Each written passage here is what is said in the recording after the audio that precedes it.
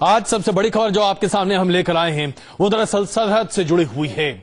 सीमा पर चीन की लगातार घुसपैठ को लेकर दिल्ली में भारत और चीन के डेलीगेशन लेवल की अहम बैठक हुई। इस मीटिंग में हिंदुस्तान ने साफ तौर पर अपना पक्ष रखते हुए कहा कि चीन किसी भी तरह से भारतीय सीमा के भीतर हो रही कंस्ट्रक्शन की कार्रवाई या फिर रोड बनाने का काम, इन तमाम चीजों पर आपत्ति बर्दाश्त नहीं कर सकता।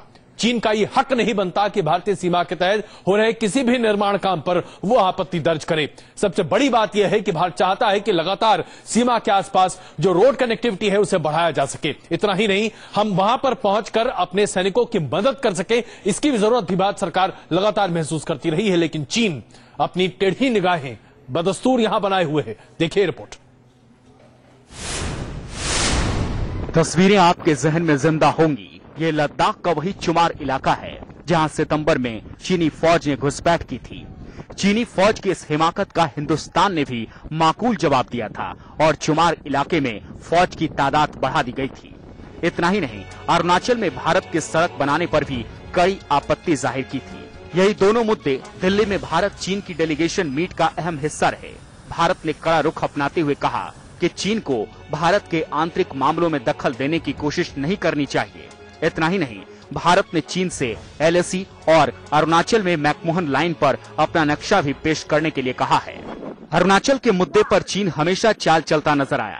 चीन ने अरुणाचल के कुछ हिस्सों पर दावा भी किया था और इसी का ठोस जवाब देते हुए आज भारत ने अपना पक्ष रखा।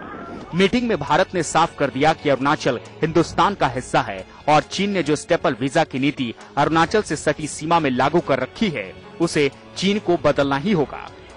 भारत का ये कड़ा रुख साफ करता है कि चीन की तथाकथित दादागिरी अब हिंदुस्तान को बर्दाश्त नहीं और जब जब चीन कोई नापाक चाल चलेगा तो उसे अपनी हरकतों का माकूल जवाब भी मिलेगा। दिल्ली से अनीता चौधरी के साथ टीम न्यूज नेशन। दरअसल सवाल इस बात पर आज खड़े किए जा रहे हैं कि जब भारत कोशिश करता है कि वो अपनी सीमा के तहत कुछ करता हुआ दिखाई दे तो चीन क्यों आपत्ति करता है।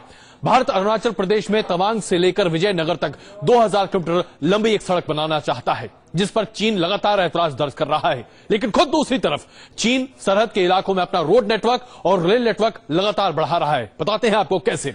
पिछले 15 सालों में चीन ने सरहदी इलाकों में तकरीबन 58,000 किलोमीटर लंबा रोड नेटवर्क खड़ा किया है जिसमें लहासा और अक्साई चीन के बीच 3,105 किलोमीटर लंबी सड़क शामिल है। सामरिक महत्व के हिसाब से इस इलाके में चीन का ऐसा रोड नेटवर्क बनाना चीन की नीयत पर एक बहुत बड़ा सवाल खड़ा करता है। चीन म्यांमार को भी बॉर्डर पर सड़क बनाने में मदद कर रहा है। पूर्वोत्तर में चीन ने लहासा से लेकर सिक्किम तक की सीमा तक एक रेल नेटवर्क बिछा दिया है जिसके जरिए वो सिक्किम तक आसानी से पहुंच सकता है। ये रेल नेटवर्क भूटान और नेपाल की सीमा के करीब भी है। खबरें ऐसी भी आ रही हैं कि चीन अरुणाचल प्रदेश की सीमा तक अपनी रेलवे लाइन को लाना चाहता है और अगर ऐसा हो जाएगा तो हम चारों तरफ से चीन से घिर जाएंगे। पाकिस्तान ने चीन के लिए पहले ही ग्वादर एयरपोर्ट लीज पर देने की बात मान ली है। ऐसे में चीन ग्वादर एयरपोर्ट के पास पहुंचने के लिए काराकोरम हाईवे बनाने की बात कर रहा है जो कि अक्साई चीन से होता हुआ गुजरेगा। आप अंदाजा लगा सकते हैं कि क्या होता दिखाई देगा। इसके अलावा अरब महासागर में भी लगातार चीन की गतिविधियां बढ़ रही हैं। म्यांमार के कोको द्वीप में जिस तरीके से चीन अपनी मौजूदगी बढ़ा रहा है इसमें बंगाल की खाड़ी में चीन का प्रभाव लगातार बढ़ता दिखाई देगा।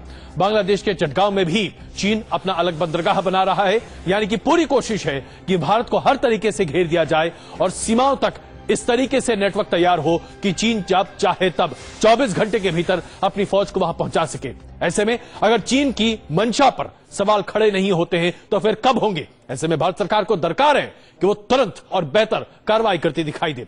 लेकिन चीन अकेला नहीं है। दूसरी सरहद यानी कि पाकिस्तान की तरफ भी पाकिस्तान लगातार हिमाकत करता जा रहा है। जम्मू कश्मीर में एक बार फिर गड़बड़ी फैलाने के इरादे से पाकिस्तान की हुकूमत घाटी में लगातार एक के बाद एक चीजें बढ़ाती जा रही है। आतंकवादियों को भेजने की कोशिश हो रही है, सीमा पर गोलाबारी तेज की जा रही है और जम्मू कश्मीर में चुनावों को न होने दिया जाए या उसमें अच्छी सक्रियता न दिखाई दे, इसके लिए वहां लोगों को उकसाया जा रहा है। देखिए रिपोर्ट। शुक्रवार सुबह एक बार फिर घाटी धमाकों और गोलियों की तड़तड़ाहट से गूंज उठी। जम्मू के पुंछ सेक्टर में एलओसी के नजदीक पाकिस्तानी फौज ने ऑटोमेटिक हथियारों से फायरिंग कर सीज फायर का उल्लंघन किया। सेना के सूत्रों के मुताबिक पाक फौज की तरफ से जो फायरिंग की गई उसका निशाना हमीरपुर सेक्टर था। इससे पहले गुरुवार रात को भी पाकिस्तानी सेना ने तकरीबन 1.25 घंटे तक इसी सेक्टर में फायरिंग की थी। पाक फौज की इस नापाक हरकत का हिंदुस्तानी सेना ने भी करारा जवाब दिया और फायरिंग करने वाली पाकिस्तानी पोजीशंस पर पलटवार किया। हालांकि इस फायरिंग में किसी की जान नहीं गई, लेकिन इस हरकत ने एक बार फिर सरहद पार से हो रही नापाक साजिशों का पर्दाफाश कर दिया है। सिर्फ अक्टूबर के महीने में पाकिस्तान तकरीबन 14 बार युद्ध विराम का उल्लंघन कर चुका है, जिसमें अब तक 6 हिंदुस्तानियों की मौत हो गई है और 50 से ज्यादा गंभीर रूप से घायल हो गए हैं। लगातार हो रही फायरिंग के चलते सरहद के नजदीक बसे इलाकों से तकरीबन 30,000 लोग पलायन कर चुके हैं और 100 से ज्यादा गांव पूरी तरह खाली हो गए हैं। पाकिस्तान सिर्फ नापाक हरकतें ही नहीं कर रहा, बल्कि वो भारत को खोखली धमकियां देने की भी कोशिश कर रहा है। 24 घंटे पहले ही पाकिस्तान के पूर्व राष्ट्रपति परवेज मुशर्रफ ने पाकिस्तानी फौज की ताकत के खोखले दावे किए थे और नवाज शरीफ भी कश्मीर के मुद्दे को भुनाने की कोशिश में जुटे थे। ये सब हरकतें इसी तरफ इशारा करती हैं कि पाकिस्तान का सिर्फ और सिर्फ एक ही मकसद रह गया है, जो है किसी भी कीमत पर हिंदुस्तान को नुकसान पहुंचाना। जम्मू से शहनवाज खान, न्यूज नेशन, जम्मू। पाकिस्तान किस तरीके से सीमा पार से लगातार फायरिंग कर हमारे तमाम वाशिंदों को परेशान कर रहा है, आइए इसको दिखाने के लिए सीधे ले चलते हैं आपको पाकिस्तान भारत की सीमा पर। हमारे संवाददाता शहनवाज हुसैन पहुंचे किरनी गांव और वहां हम आपको दिखा रहे हैं कैसे पाकिस्तान की तरफ से जबरदस्त गोलाबारी से गांव वाले छत बिछत होते दिखाई दे रहे हैं। क्या यही हाल होना है हिंदुस्तान के नागरिकों का? जवाबी कार्रवाई चाहिए, इसके अलावा कोई रास्ता नहीं है भारत के पास। इस समय हम पुंछ के केरनी गांव में मौजूद हैं और मेरे पीछे ये जो आप इलाका देख रहे हैं ये केरनी का इलाका है और पाकिस्तान की फायरिंग में यहाँ पे एक लड़का जो है वो बुरी तरह से घायल हुआ था और जिसके बाद यहाँ पे लोगों में जो है वो दहशत का माहौल है। मैं आपको बता दूं कि इस समय हम एक घर में मौजूद हैं और यहाँ जो लोग हैं वो काफी जो हैं वो डरे हुए हैं, अपने घरों से जो हैं वो बाहर नहीं निकल रहे हैं। लगातार पाकिस्तान की तरफ से यहाँ पे इस सेक्टर में फायरिंग हो रही है। आप मुझे बताएंगे कितनी फायरिंग यहाँ पे हो रही है और कितना डर? बहुत डर लगता है हमें। हम पानी के लिए नहीं जा सकते, घास के लिए नहीं जा सकते, लकड़ी के लिए नहीं जा सकते, माल मवेशी को पानी पिलाने नहीं जा सकते। पाकिस्तान जब फायरिंग करता है तो कितनी फायरिंग होती है? बहुत फायरिंग होती है यहाँ पे, बहुत फायरिंग होती है। हम डर जाते हैं। हमारे गांव में एक लड़का घायल हुआ था। यहाँ पे ये लोग जो हैं पूरे बॉर्डर पे अपने मवेशियों को चराने के लिए ले जाते हैं, लेकिन पाकिस्तान कब फायरिंग शुरू कर दे और कब जो फायरिंग है वो इनको आके लग जाए और कब कोई घायल हो जाए या उसकी मौत हो जाए ये नहीं कहा जा सकता। वीडियो जर्नलिस्ट एजाज अहमद के साथ शहनवाज खान, न्यूज नेशन, केरनी गांव, पुंछ। गौर करने वाली बात यहां पर यह है कि भारत में यह बात लगातार हो रही थी और खास करके भारतीय जनता पार्टी सत्ता में आने से पहले बार बार कहती थी कि अगर एक मजबूत नेतृत्व हो तो ऐसे में चीन और पाकिस्तान कम से कम भारत पर आके तरीरता नहीं दिखाई दे सकता। अब ऐसे में बताया जा रहा है कि मौजूदा सरकार ठोस कदम आगे लेना चाहती है, लेकिन क्या वाकई में ऐसा होता दिख रहा है? प्रधानमंत्री नरेंद्र मोदी ने आज तीनों सेना प्रमुखों के साथ साथ तमाम कमांडरों से भी बातचीत की है। माना जा रहा है कि इस बातचीत में कई अहम मुद्दे सामने निकल कर आए हैं और कैसे पाकिस्तान और चीन दोनों देशों को एक साथ समझा जाए, उनसे निपटा जाए, इस पर भी चर्चा हुई है, रणनीति भी बनाई गई है। सवाल आज यहां एक ही खड़ा होता है, मुंहतोड़ जवाब का इंतजार हर हिंदुस्तानी कर रहा है। आखिरकार कब जागेगी हिंदुस्तान की सरकार? एक तरफ एयरफोर्स, नेवी और सेना के शीर्ष कमांडर और उनके साथ चलते प्रधानमंत्री मोदी तस्वीरें बताने के लिए काफी हैं कि पीएम मोदी ने अब खुद पड़ोसियों की नापाक हरकतों से निपटने की तैयारी कर ली है। इस मुलाकात में पीएम ने सबसे पहले चुमार में चीनी घुसपैठ के मामले में जिस तरह से सेना ने चीनी फौजियों का सामना किया उसकी तारीफ की और साथ ही ये भी कहा कि देश के विकास के लिए सबसे ज्यादा जरूरी है शांति और सुरक्षा। इन दोनों लक्ष्यों को हासिल करने में सेना का अहम योगदान है। पीएम ने प्राकृतिक आपदाओं में भी सेना के रोल की तारीफ की।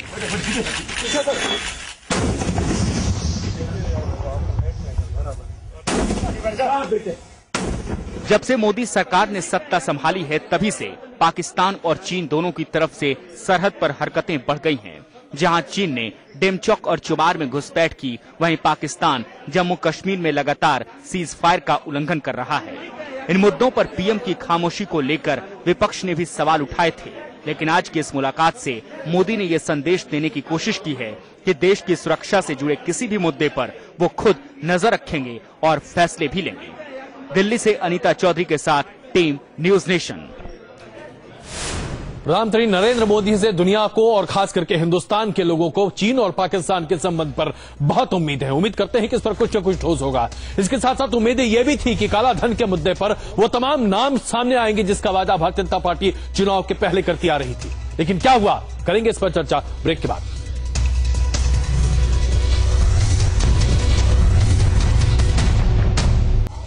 काले धन के मुद्दे पर जिस तरीके से मौजूदा सरकार ने यू टर्न लिया है, उस पर अब यूपीए और खास करके कांग्रेस की बादशाह खिलाई हैं। आइए आपको दिखाते हैं किस तरीके से मोदी सरकार को हर कोई घेर रहा है। आज